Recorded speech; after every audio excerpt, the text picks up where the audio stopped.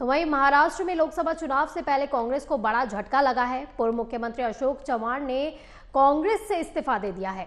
साथ ही उन्होंने विधायक पद से भी इस्तीफा दिया है। अशोक चव्हाण के साथ इस वक्त दो से चार कांग्रेस विधायक भी हैं। इन विधायकों के भी बीजेपी में शामिल होने की संभावनाएं जताई जा रही है। कहा यह भी जा रहा है कि कांग्रेस के नगर सेवक भी बीजेपी में शामिल हो सकते हैं। वहीं बीजेपी अशोक चव्हाण को महाराष्ट्र में राज्यसभा भेज सकती है। आपको बता दें कि अशोक चव्हाण महाराष्ट्र कांग्रेस के अध्यक्ष नाना पटोले से नाराज थे। उन्हें पार्टी ने लोकसभा चुनाव लड़ने के लिए भी कहा था। उन्हें ये कहते हुए चुनाव लड़ने से मना कर दिया गया कि राज्य में बीजेपी की लहर चल रही है। साथ ही अशोक चव्हाण नाना पटोले के विधानसभा अध्यक्ष पद छोड़ने से भी काफी नाराज चल रहे थे। उनका मानना था कि पटोले की वजह से ही महाराष्ट्र में सरकार गिर गई। अशोक चव्हाण ने पार्टी हाईकमान से कहा कि नाना पटोले को अध्यक्ष पद से हटाकर उन्हें महाराष्ट्र कांग्रेस का अध्यक्ष बनाया जाए।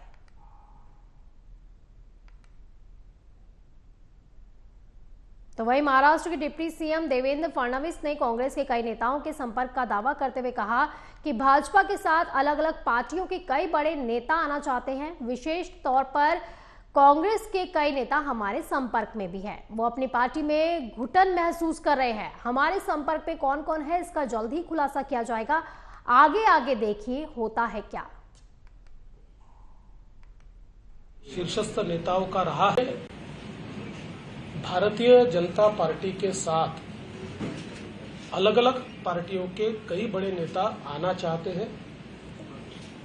विशेष रूप से कांग्रेस के कई नेता हमारे संपर्क में हैं, क्योंकि जिस प्रकार का व्यवहार कांग्रेस पार्टी के शीर्षस्थ नेताओं का रहा है, एक प्रकार से ये सारे नेता अपनी पार्टी में सफोकेट हो रहे हैं।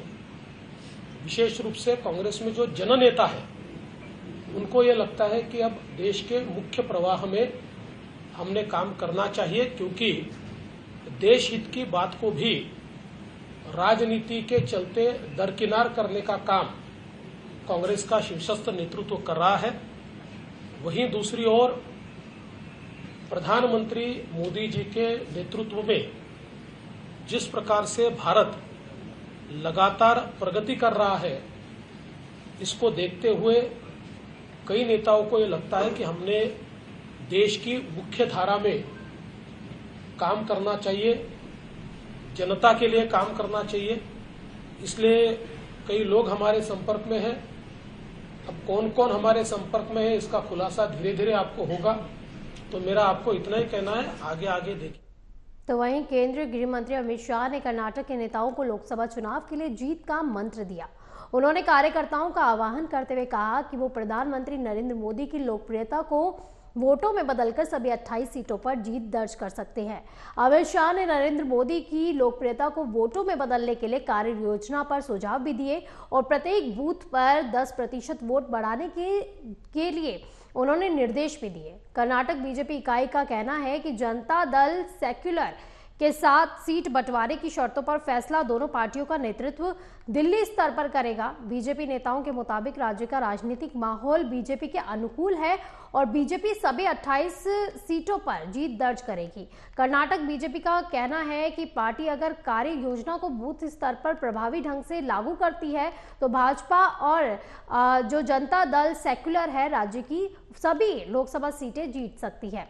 2019 के चुनावों में भाजपा ने कर्नाटक की कुल 28 लोकसभा सीटों में से 26 सीट पर जीत हासिल की थी।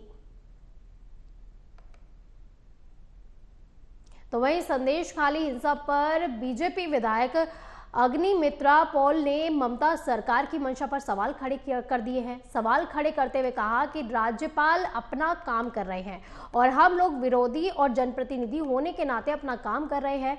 हमें संदेश खाली जाना है और देखना है मुख्यमंत्री और ये सरकार मना क्यों कर रही है, क्या कुछ छिपाने की बात है। देखिए, राज्यपाल जाने का बात है, वो गए हैं। राज्यपाल के जाने के लिए हम लोग कल गए थे। राज्यपाल के पास हम लोग डेपुटेशन भी दिए थे, वो नहीं थे, केरला गए थे। राज्यपाल एज अ गवर्नर उनका काम कर रहे हैं। हम लोग विरोधी होकर, जनप्रतिनिधि होकर हम लोग का काम कर रहे हैं। हम लोग जाएंगे, हम लोग को जाना है संदेश खाली, हम लोग को देखना है। और मुख्यमंत्री और ये सरकार मना क्यों कर रहे हैं? हम लोग का तो ये प्रश्न है।